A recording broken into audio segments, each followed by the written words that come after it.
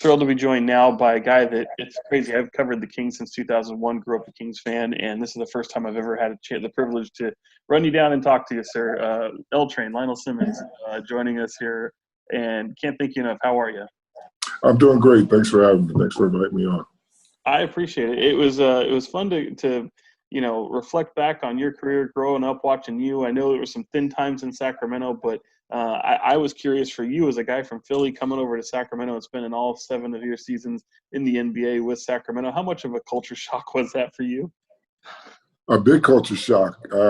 My vision of going to California wasn't exactly Sacramento, but the weather was good and the people were really nice, and it was a shock, but it was a dream. So as long as you're fulfilling your dream, I was able to adapt, and it was actually a pretty good city. It was perfect for me because it was slow enough to allow you to not get caught up. So it was a pretty good city for me.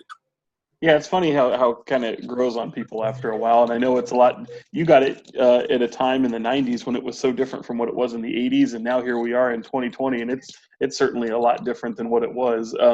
When you just kind of think back, what are some of the memories that maybe pop up into your mind at your time here in Sacramento?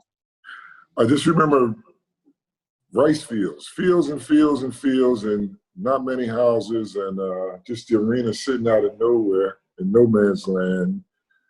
And everybody coming to the game. Like the Kings were the only show in town, and it was a good feeling. Even though we weren't that good, we were actually treated like kings the whole time I was there, and it's a great city. It was just seemed like it was empty, but it was full of fun. It was vacant, but it was full. It was weird. I always want to smack someone in the side of the head when they say there's nothing to do in Sacramento these days, because in the 90s, there really wasn't much to do in Sacramento. Right. And we would say, hey, at Sacramento, you're about 100 miles from anything. I think that's kind of the selling point still for a lot of people. But we had American Live, and I think they tore it down like a year later. That was like our entertainment. They had like this, it's not far from where the arena is now. I think we had like an entertainment center there that we would hang out at, and then they got rid of that, and now I believe that's where the new arena is. So that was it, but that was only it. So we'd go to San Francisco or to Tahoe to kind of hang out. That's awesome. That's awesome. Well, for some people who don't realize it, the main reason I wanted to have you on is I lost a dear friend, a guy I called a mentor, in Marty McNeal, and I know you had the privilege to, have him around you when you were during your time in Sacramento. And when you got news of the passing of Marty McNeal, just what kind of memories came to mind in having him around in the 90s? Marty's a good guy. Marty was my guy. We talked often. I'd known he had gotten sick a few years back, and I thought he was coming through, and he had that setback. So it was devastating to find out that he had passed. But I got a lot of great memories from being around Marty, and great guy. Always debated. I don't know who I'm going to call for Giants games now, because Marty was a guy we just go at it. He was diehard Giant, me diehard Eagle fan. We would go at it. But my main memory of Marty was I remember Marty and Olden Polynice, who was 7 foot, muscles everywhere, got into a little argument. And the next day, Marty is in the training room. He's on the Stairmaster. He's working. I said, Marty, what, you working out? He said, yeah, in case that motherfucker was trying to start, so I'm going to be in shape to be ready for him. I said, you going to fight Olden? He said, yeah, if Olden starts something, he don't know. I'm from the city. He don't know we. I was like, okay, Marty. But that's the type guy Marty was. Tough. Didn't matter how tall he was a tough guy, and spoke his mind, and is going to be missed. I love that. Even, I didn't get to know him until 2001 was my first time around the Kings, and it's hilarious to see that. I can totally picture Marty doing that. It's fun to know that even when he was younger, he was still even maybe a little bit more bombastic. Definitely feisty, ready to fight. They ain't taking shit from nobody. That's awesome. That's awesome. When you think of him too, it's funny because I know you've been a young guy in the league, you've been a veteran in the league, and I think it speaks to all industries that when you have someone who has experience and they recognize a young person along the way, as long as they're willing to work there and willing to do pay their dues, like that veteran, especially someone like Marty, was willing to take people under his wing and kind of show him the ropes.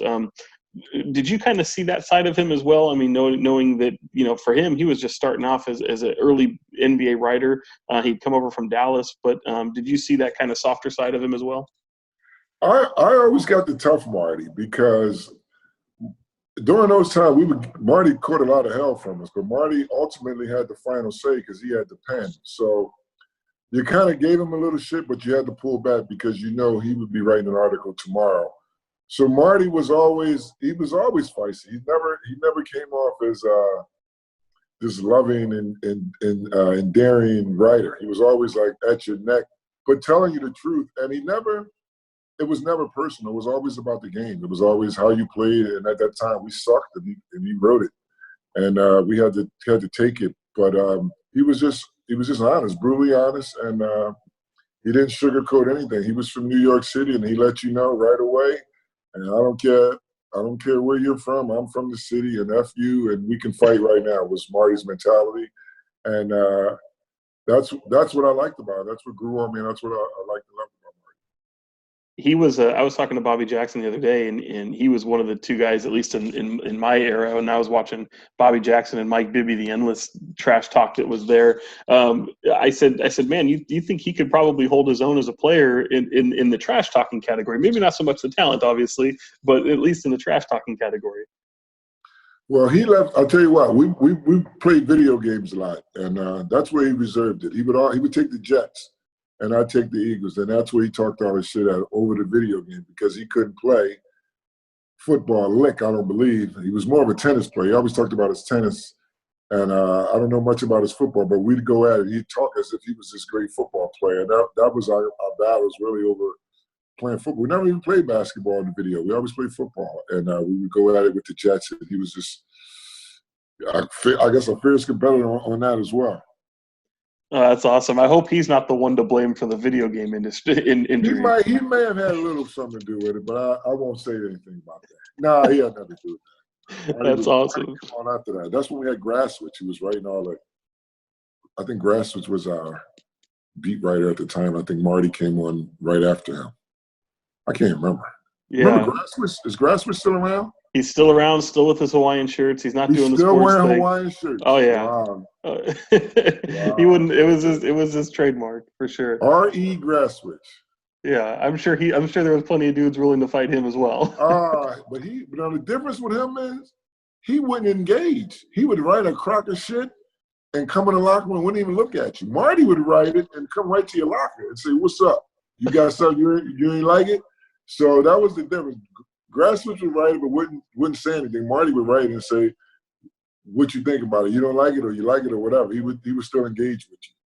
That's awesome. I know that in talking to a few dudes already, I mean, I've said the same thing. It's a shame now. I still cover the NBA now, and it's really a shame that these guys don't get to experience the Marty McNeal experience. Oh yeah, these guys now are all corporate. They're all just saying exactly what they're supposed to say and not going off the cuff. With Marty, he'd tell you just like it is. You guys play like shit. You guys garbage, straight scrubs. That was one. It's like you guys play like straight scrub. You guys scared. So yeah, it's different now, guys. They'd never comment like that now.